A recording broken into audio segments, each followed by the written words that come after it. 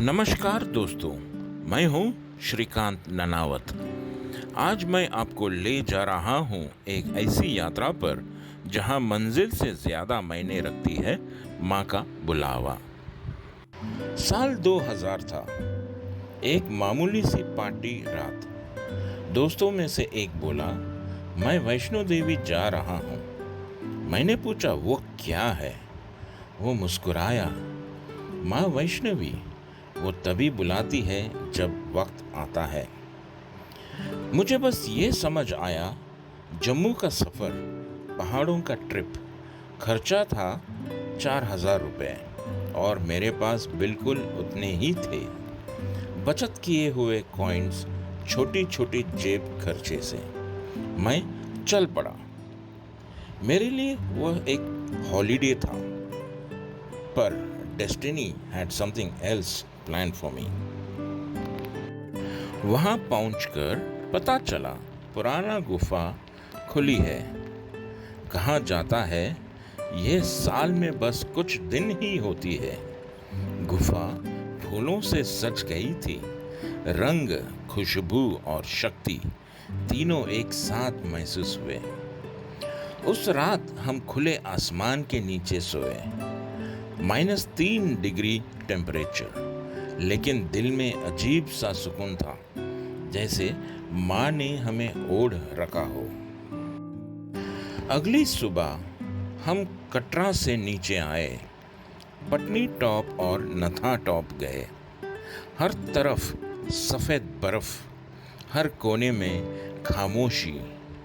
वही मेरी पहली यात्रा थी, और तब मुझे क्या पता था, माँ ने 4 और लिख रखी थी, और 5वीं मेरी जिंदगी बदल देगी। साल 2006। मेरी ट्रेन की टिकट RAC था। ट्रेन फुल था। TTE दोस्त था, पर कहने लगा, भाई एक भी कैंसिलेशन नहीं। मैं गेट के पास खड़ा रहा 14 घंटे तक। शाम होते होते एक अटेंडेंट बोला, आप सुबह से खड़े हो, आ जाइए, यहाँ बैठ जाइए। रात को 2 या 3 बजे किसी ने नींद से जगाया, एक बर्थ खाली है, आप सो जाइए। सुबह आंख खुली तो सब मुस्कुरा रहे थे। अटेंडेंट बोला, जो पैसेंजर आया था, जिनके बर्थ पे आप सोए हुए थे, उन्हें किसी ने जगाने नहीं दिया आपको। सबने मिलकर उनके लिए सीट शेयर की। मैं कुछ बोला नहीं, आंखों से शुक्रिया कह दिया। दिल्ली से कटरा बस में पहुंचा।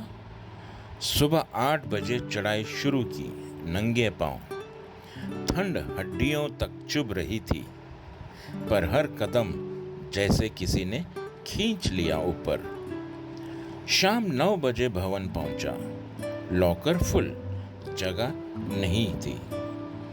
एक सुरक्षा गार्ड बोला, बैग यहां रख दो, जाओ स्नान करो। उसने मुझे आग के पास बैठने को भी कहा। मैंने उसे पैसे दिए, उसने मना कर दिया। तब समझा, माँ अपने रूप बदल कर मिलती है। रात 11 बजे मैं अंदर गया दर्शन के लिए। ना भीड़, ना आवाज, बस मैं और माँ। उनकी रोशनी, उनका सुकून, उनकी खुशबू, सब कुछ रुक गया। 3 मिनट या शायद 4, पर उन पलों में पूरी जिंदगी समझ आ गई। अगले दिन भैरवनाथ के दर्शन के बाद दिल्ली वापस आया, पर आंखों के सामने से ट्रेन छूट गई। मैं हंसा, माँ का बुलावा अभी पूरा नहीं हुआ।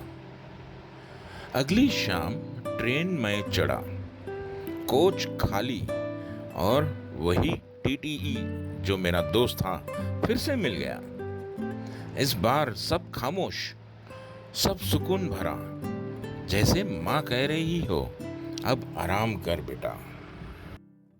उससे पहले मैंने माँ के साथ कहा था, अगली बार माँ, मैं सिर्फ अपनी माँ के साथ ही आऊँगा।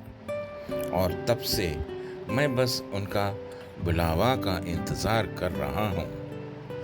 कभी कभी माँ मंदिर नहीं, सच्चाई तक बुलाती है। सफ़र ठंडा और लंबा होता है, पर हर मोड़ पर वो किसी न किसी रूप में मिलती है। एक गार्ड, एक अटेंडेंट, एक मुस्कान बनकर। और जब मिलती है, कुछ कहती नहीं, बस एक नज़र से समझा देती है, तू कभी अकेला नहीं था बेटा, कभी नहीं होगा। उम्मीद है मेरी ये कहानी पसंद आई होगी। सुनते रहिए एक पल एक कहानी। नमस्कार।